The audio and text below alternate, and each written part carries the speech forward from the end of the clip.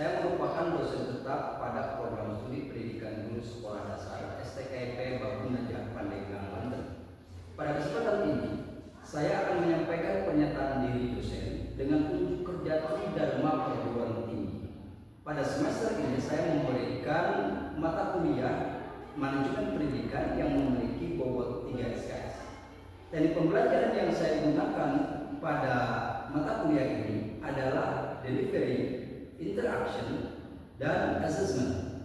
Sebelum saya menjelaskan materi pembelajaran, maka saya akan menjelaskan terlebih dahulu deskripsi singkat mata kuliah manajemen pendidikan yang akan kita pelajari. Mata kuliah ini dimaksudkan untuk membekali mahasiswa agar memiliki pengetahuan dan pemahaman tentang manajemen dan kepemimpinan dalam pendidikan.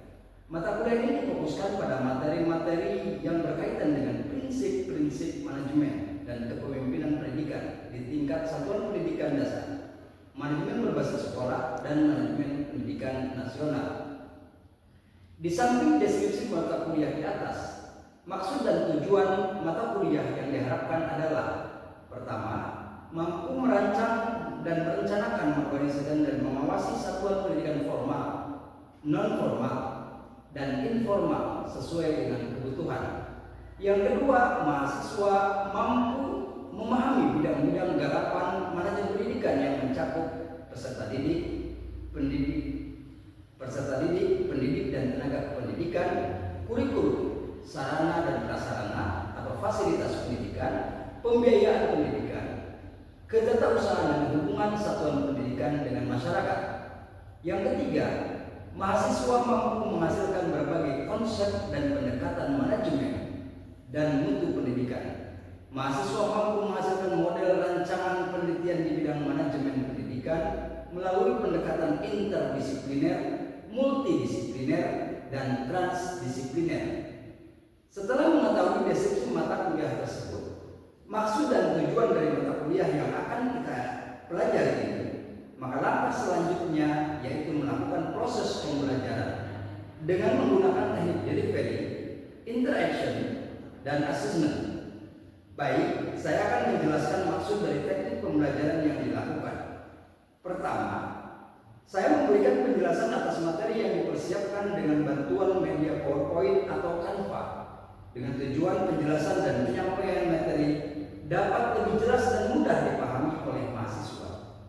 Teknik yang kedua yaitu interaction. Interaksi di mana proses pembelajaran dimaksudkan agar lebih interaktif dengan mahasiswa dengan melakukan tanya jawab atas materi yang disampaikan. Dalam proses pembelajaran yang dilakukan, saya selalu memberikan stimulus dan motivasi kepada mahasiswa agar menanyakan setiap problematika dalam perkuliahan serta berbagi pengetahuan dan pengalaman kepada mahasiswa yang lain. Tujuannya adalah agar proses pembelajaran dapat berjalan secara interaktif. Selanjutnya, teknik asesmen.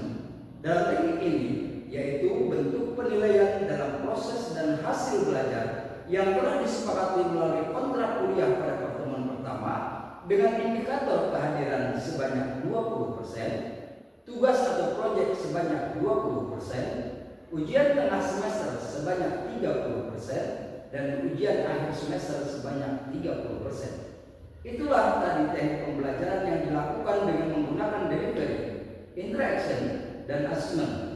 Selanjutnya, saya akan memberikan video pembelajaran yang saya lakukan pada mata kuliah manajemen pendidikan secara tatap muka di kelas.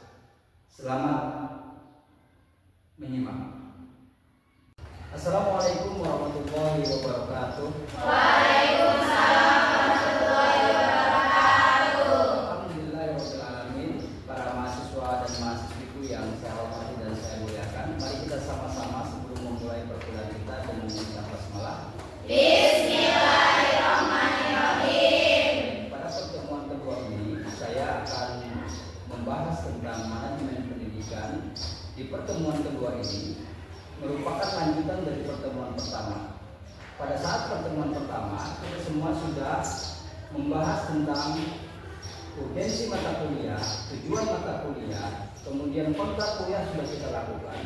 Dan pertemuan kedua ini yang akan kita bahas itu pada RPS yang telah disebarkan kepada kalian semuanya, sini pertemuan kedua itu adalah tentang manajemen satuan pendidikan. Baiklah, konsep dasar manajemen pendidikan atau manajemen satuan pendidikan, diantaranya kita akan membahas tentang pengertian manajemen pendidikan itu sendiri. Manajemen, kita tahu bahwa yang disebut dengan manajemen ini berasal dari bahasa Inggris yaitu to manage, yang artinya adalah mengelola dan mengatur. Nah, sementara pendidikan yang kita ketahui bahwa dalam Undang-Undang Sistem Pendidikan Nasional Nomor 20 Tahun 2003 mengatakan bahwa pendidikan adalah usaha sadar dan terencana yang dilakukan peserta didik melalui kegiatan bimbingan, pengajaran, dan atau latihan bagi peranannya di masa yang akan datang. Konsep manajemen pendidikan merupakan bagaimana tata cara mengatur dalam satuan pendidikan. Satuan pendidikan ini ada pendidikan TK, kemudian pendidikan SD, kemudian SMP, kemudian SMA, sampai kepada satuan pendidikan perguruan tinggi.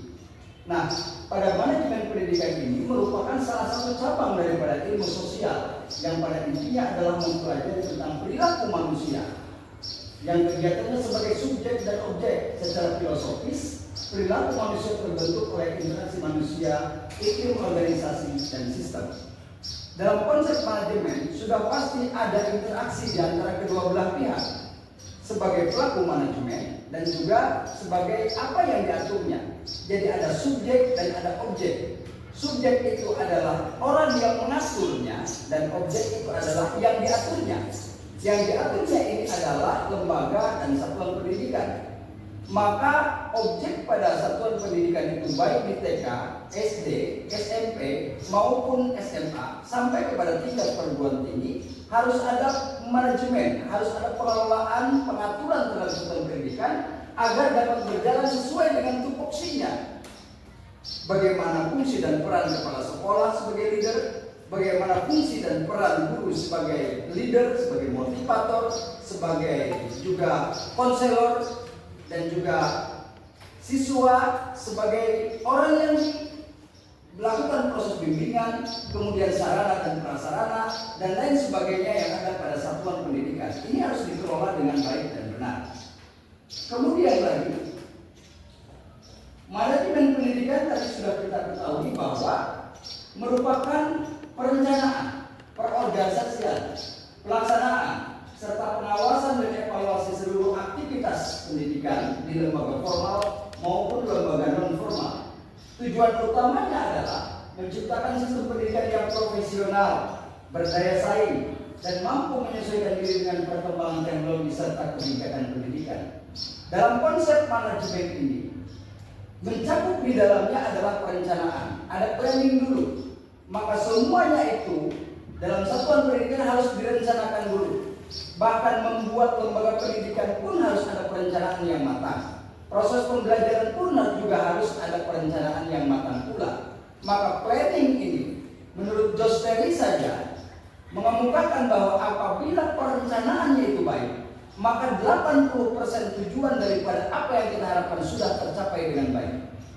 Tujuan utama dari manajemen pendidikan ini adalah menciptakan sistem pendidikan yang profesional. Artinya profesional di sini adalah sesuai dengan keprofesiannya. Mana itu sebagai seorang kepala sekolah menjadi top leader dari semuanya, harus menempatkan diri sebagai kepala sekolah. Kepala sekolah memimpin lembaga persatuan pendidikannya. Guru mengajar. Ini namanya profesional, sesuai dengan profesinya, tidak campur aduk antara guru dengan kepala sekolah, guru dengan penjaga, guru dengan kepala lab perpustakaan, guru juga dengan lab komputer, jadi tidak campur aduk. Maka manajemen pendidikan ini bertujuan untuk menciptakan sistem pendidikan yang profesional, artinya profesional sesuai dengan profesi dan juga pekerjaannya. Dikatakan profesional adalah pekerjaan yang tidak bisa dilakukan oleh orang yang sembarangan. Karena orang yang dikatakan profesional adalah orang yang memiliki keilmuan tentang profesi tersebut. Contohnya adalah guru. Tidak bisa serta-merta atau sembarangan orang untuk melaksanakan profesi sebagai seorang guru, karena profesi sebagai seorang guru harus memiliki keilmuan dasar tentang bagaimana tata cara mengajar, tata cara mendidik, atau bukan hanya mentransformasi of knowledge, tetapi juga self-directed behavior. Itulah profesional. Kemudian lagi, berdaya saing. Artinya berdaya saing ini, seorang guru, seorang pelaku daripada manajemen ini, baik kepala sekolah, guru, kemudian lagi pustakawan, kemudian lagi laboran, kemudian siswa ini harus memiliki daya saing. Sehingga untuk menciptakan daya saing dengan sekolah-sekolah yang lain, dengan siswa-siswa yang lain, dengan lembaga-lembaga yang lain, maka manajemen pendidikan ini menjadi penentu terhadap keberhasilan daya saing dengan lembaga-lembaga pendidikan yang lainnya. Oleh karena itu manajemen itu mempengaruhi terhadap daya saing. Buktikan saja lembaga pendidikan yang tidak dimanage dengan baik, kemudian bandingkan dengan lembaga pendidikan yang dimanage dengan baik, maka terlihatlah bagaimana kerapihannya dalam proses pembelajaran, kerapihannya dalam tata letak suatu lembaga pendidikan, kerapihannya dalam proses bagaimana memimpin dan dipimpin dalam sebuah lembaga pendidikan. Kemudian lagi, tujuan utama daripada manajemen satuan pendidikan ini adalah mampu menyesuaikan diri dengan perkembangan teknologi serta kebijakan pendidikan. Saat ini, lembaga pendidikan sudah bisa menggunakan teknologi sebagai media pembelajaran. Pada saat ini kita juga dihadapkan pada teknologi yang begitu canggih. Maka teknologi hadir sebagai asisten dari seorang guru dalam melakukan proses pembelajaran. Eksistensi dari perkembangan teknologi ini sampai kapanpun tidak bakal bisa menggantikan posisinya dari guru. Sebab guru sampai kapanpun tidak pernah tergantikan posisinya oleh perkembangan teknologi. Maka teknologi bukanlah pengganti kedudukan sebagai seorang guru, tapi menjadi asisten atau pendamping untuk mempermudah mentransformasi keilmuan kepada siswa-siswanya. Kemudian lagi, kebijakan-kebijakan pendidikan yang saat ini juga, begitu kita lihat bagaimana kebijakan pendidikan yang ada di pemerintahan, pendidikan menjadi hal utama yang menjadi perhatian dari pemerintah saat ini. Kemudian lagi dalam landasan manajemen satuan pendidikan itu adalah bahwa landasan manajemen merupakan dasar dalam pelaksanaan manajemen pendidikan. Secara sederhana, manajemen pendidikan ini merupakan kegiatan merencanakan, mengorganisasikan, mengarahkan, menggerakkan, dan mengawasi seluruh kegiatan agar tujuan pendidikan dapat dicapai dengan efektif dan efisien. Jadi pada landasan pendidikan ini ada landasan yang kita kenal bahwa Undang-Undang 1945 ini menjadi landasan utama. Kemudian diturunkan lagi menjadi Undang-Undang Nomor 20 Tahun 2003 dalam Sistem Pendidikan Nasional. Kemudian lagi ada Permendiknas. Kemudian lagi ada Undang-Undang Nomor 14 Tahun 2005 tentang sertifikasi guru dan dosen. Ini menjadi landasan kita semuanya untuk melaksanakan proses dan dalam satuan pendidikan. Apa saja tujuan dari manajemen satuan pendidikan ini? Manajemen pendidikan ini bertujuan untuk mencapai tujuan pendidikan. Sehingga tujuan manajemen pendidikan berkaitan dengan tujuan pendidikan, yaitu untuk mengembangkan potensi peserta didik agar tumbuh dan berkembang menjadi manusia yang beriman dan bertakwa kepada Tuhan Yang Maha Esa. Tujuan pendidikan beriman dan bertakwa kepada Tuhan Yang Maha Esa merupakan tujuan utama dalam proses pembelajaran. Bagaimana mengarahkan seorang guru untuk supaya siswanya itu beriman dan bertakwa, yaitu dalam proses pembelajaran diawali dengan proses ketauhidan yang dilakukan. Salah satu contohnya adalah dengan diawali mengucap Bismillah dulu. Ini merupakan pengarahan, mengarahkan siswanya kepada proses keimanan dan ketakwaan kepada Tuhan Yang Maha Esa. Meskipun guru mengajarkan ilmu pengetahuan sosial, ilmu pengetahuan alam, PPKN, bahasa Indonesia, dan mata pelajaran yang lainnya, tapi diawali dengan kalimat-kalimat tauhid terlebih dahulu, maka siswanya diarahkan untuk beriman dan bertakwa kepada Tuhan Yang Maha Esa atau Allah Subhanahu wa Ta'ala. Padahal kalau seandainya kita bahas pada ilmu pengetahuan sosial contohnya, ilmu pengetahuan alam contohnya, semua materi-materi pada IPA maupun IPS semua di Al-Quran dan hadis juga ada. Ya, di Al-Quran dan hadis juga ada. Di IPS bagaimana kita prosesnya berinteraksi dengan masyarakat. Toh kita semuanya wa'tasimu bihablillahi jami'an wa la tafarraqu, dan berpegang teguhlah kepada tali agama Allah. Ada di silaturahmi. Ini juga dibahas. Ya, kalau makanya seorang guru itu harus memiliki pengetahuan yang luas bagaimana menerapkan konsep-konsep agama dengan konsep-konsep ilmu pengetahuan secara umum ini dapat disatukan. Sehingga inilah pengetahuan-pengetahuan yang harus dimiliki oleh siswa yang multidisipliner. Kemudian lagi, bukan hanya itu, tapi dalam tujuan pendidikan ini anak supaya berakhlak mulia. Nah, berakhlak mulia ini tentunya bukan hanya diajarkan secara teoritis, tapi juga bagaimana seorang gurunya menerapkan konsep-konsep baik itu perkataan, perbuatan, berpakaian, ini mencerminkan akhlak mulia terhadap siswa-siswanya. Contoh salah satunya adalah bertemu dengan dosen, bertemu dengan guru, saling sapa, mengucapkan salam, salam, wasilul arham, ucapkan salam, tebarkan kasih sayang, cium tangannya, minta doanya. Ini adalah salah satu bentuk daripada indikator akhlak mulia. Kemudian lagi sehat, al-aqlus salim bil jismis salim, akal yang sehat terhadap jiwa yang kuat. Maka berpikirnya dapat pintar, dapat cerdas kalau tubuh kita itu dalam posisi yang sehat. Secara logisnya tidak bakalan berpikir secara baik kalau seandainya tidak ditopang dengan tubuh yang sehat. Oleh karena itu, gurunya juga harus mengingatkan untuk makan makanan yang bergizi, 4 sehat, 5 sempurna, dan lain sebagainya. Tidak memakan makanan yang dapat merusak kepada lambung. Misalkan ini adalah proses bagaimana anaknya supaya tumbuh sehat. Kemudian lagi berilmu. Nah, dalam melakukan proses pembelajaran, seorang guru harus mentransfer keilmuan. Gurunya harus banyak baca, banyak belajar lagi. Ya, tidak mungkin kalau seandainya kita mau menjadikan siswa ini menjadi pintar kalau seandainya gurunya tidak pintar. Jauh sekali kalau seandainya harapan siswa-siswanya, mahasiswanya menjadi cerdas kalau gurunya tidak cerdas. Jauh sekali kalau seandainya kita semuanya itu mengharapkan mahasiswanya itu pintar-pintar kalau gurunya tidak pintar. Maka pintarkan dulu gurunya, pintarkan dulu dosennya, maka mahasiswanya akan pintar. Sebelum proses pembelajaran, kalau kalian sebagai seorang guru, maka diawali harus banyak baca terlebih dahulu sehingga anaknya dapat. Kemudian cakap, kemudian kreatif, kemudian mandiri, serta menjadi warga negara yang demokratis serta bertanggung jawab. Kemudian apa saja prinsip dalam manajemen satuan pendidikan ini?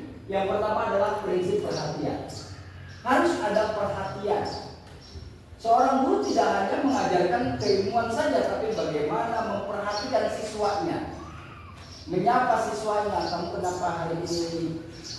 Kamu baik atau tidak hari ini? Ada perhatian dari seorang guru terhadap siswanya.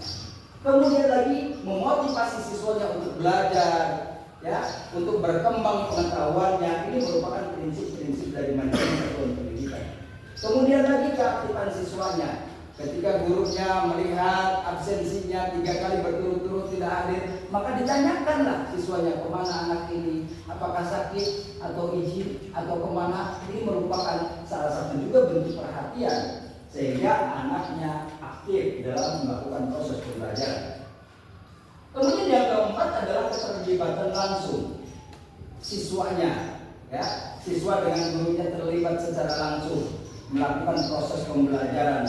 Kemudian lagi ada pengulangan belajar, belajar yang diulang-ulang. Dalam proses pembelajaran, seorang guru tidak langsung pada pertemuan kedua contohnya. Guru itu pada pertemuan kedua tidak langsung mengajarkan pertemuan kedua, tapi bagaimana menghangatkan kembali pengetahuan yang pertama yang telah dilakukan minggu lalu. Salah satu contohnya adalah anak-anakku sekalian, pada saat ini adalah pertemuan kedua. pada pertemuan ke-1 minggu lalu kita pernah mempelajari tentang A, B, C. Nah, pada saat ini pertemuan kedua kita akan mempelajari tentang D, E, F. Misalkan begitu materinya. Jadi antara materi pada pertemuan pertama dengan materi pertemuan kedua ini ada berkesinambungan sehingga anaknya tidak cepat lupa dengan pertemuan pertama. Ini yang harus dilakukan, ada pengulangan belajar. Kemudian lagi materi pelajaran yang merangsang dan menantang. Seorang guru harus dapat merangsang pola pikir anak supaya aktif, ya, tidak pasif, sehingga anak ada rasa keingintahuan yang cukup besar serta menantang untuk siap melakukannya. Inilah prinsip-prinsip manajemen. Kemudian ada balikan berpenguatan kepada siswa. Siswa itu ada yang bertanya, guru jangan marah. Kalau siswa ada yang memberikan masukan tentang pendapatnya, maka gurunya jangan marah. Jangan merasa bahwa gurunya itu merasa dilecehkan atau tidak percaya terhadap jangan. Maka ketika siswanya itu memberikan masukan, memberikan statement, maka itulah yang namanya siswa yang aktif. Jangan sekali-kali Anda marah dengan apa yang dikemukakan oleh seorang siswa kepada gurunya. Karena itulah aktifnya siswa. Kemudian lagi aspek psikologi, kejiwaan juga harus diperhatikan. Guru di depan ini dapat melihat 40 karakter yang berbeda dari seorang siswanya. Maka kalian semuanya ketika kuliah juga diajarkan tentang psikologi siswa, psikologi pendidikan, psikologi belajar. Maka di situ dapat terlihat mana ini yang biasa-biasa saja, mana yang aktif, mana yang tidak aktif, mana yang berprestasi, mana yang tidak berprestasi. Ini semuanya akan kelihatan baik secara psikologi maupun juga secara prestasi. Kemudian lagi standar manajemen satuan pendidikan ini adalah menurut Permendikbud nomor 26 tahun 2025, yaitu standar pengelolaan memiliki pengertian sebagai kriteria minimal mengenai perencanaan, pelaksanaan dan pengawasan kegiatan pendidikan yang dilaksanakan satuan pendidikan. Nah, di dalam standar manajemen satuan pendidikan menurut Permendikbud nomor 26 tahun 2025, ini merupakan bagaimana pengelolaan yang memiliki standar-standar minimal. Contohnya adalah standar pada kepala sekolah. Kepala sekolah harus memiliki pengetahuan tentang bagaimana mengelola dan mengatur. Karena seorang pemimpin maka harus juga memiliki jiwa kepemimpinan yang baik. Kemudian lagi seorang guru sebagai tenaga profesional juga harus memiliki keilmuan tentang tenaga profesionalnya. Begitupun dengan lembaga-lembaga yang lainnya atau unit-unit yang lainnya pada satuan pendidikan. Di antaranya ada laboran, kemudian lagi ada pustakawan dan lain sebagainya. Nah, inilah pertemuan kita pada saat ini yang kedua ini, maka nanti akan kita lanjutkan lagi pada pertemuan ketiga minggu depan. Referensi yang saya gunakan ini pertama adalah buku dari Elina dan kawan-kawan tentang pengantar manajemen pendidikan yang dicetak di Medan. Sekarang ada Litmus Media 2023 dan Helmawati. Silakan kalau seandainya kalian menginginkan pengetahuan yang lebih mendalam lagi bisa dibaca di referensi yang saya gunakan atau referensi yang lain atau jurnal-jurnal yang lain. Baik, saya kasih waktu 5 menit untuk melakukan proses pertanyaan jika ada yang mau ditanyakan. Itu saja yang dapat saya sampaikan, kurang lebihnya mohon maaf. Wallahumma fiqh. Wassalamualaikum warahmatullahi wabarakatuh. Waalaikumsalam warahmatullahi wabarakatuh. Ada yang mau ditanyakan sebelum Bapak tutup? Ya, silakan. Perkenalkan, saya Desa Bila. Izin bertanya. Silakan saya informasinya tentang manajemen. Apa saja hal yang bisa dikatakan bahwa manajemen itu berhasil dilaksanakan? Ya, baik. Baik, terima kasih pertanyaannya dari Dea. Apa saja hal yang dapat dikatakan berhasil dari proses manajemen itu? Baik, proses manajemen itu dikatakan berhasil apabila personil-personil dalam satuan pendidikan itu melaksanakan sesuai dengan job desk masing-masing. Kepala sekolah sesuai dengan job desk kepala sekolahnya. Guru sesuai dengan keguruannya. Artinya kalau guru ngajar sesuai dengan ngajarnya.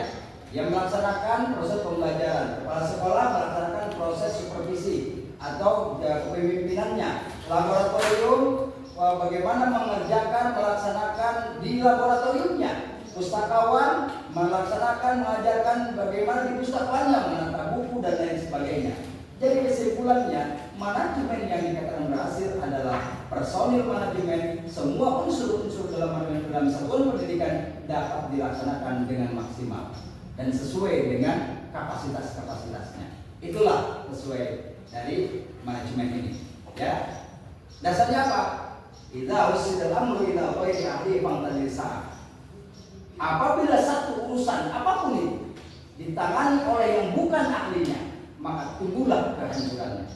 Maka kalau kepala sekolah tidak memiliki pengetahuan kepala sekolah, dipegang oleh yang tidak memiliki pengetahuan tentang kepala sekolahnya atau jiwa pemimpin, pasti kepemimpinannya akan hancur. Guru dipegang oleh orang yang bukan ahli dari guru, maka akan hancur.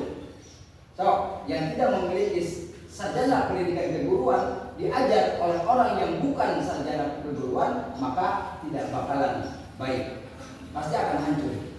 Nah, itulah. Jadi kesimpulan akhirnya adalah manajemen yang baik adalah manajemen yang dilaksanakan oleh orang-orang yang sesuai dengan kemampuan dan keahliannya.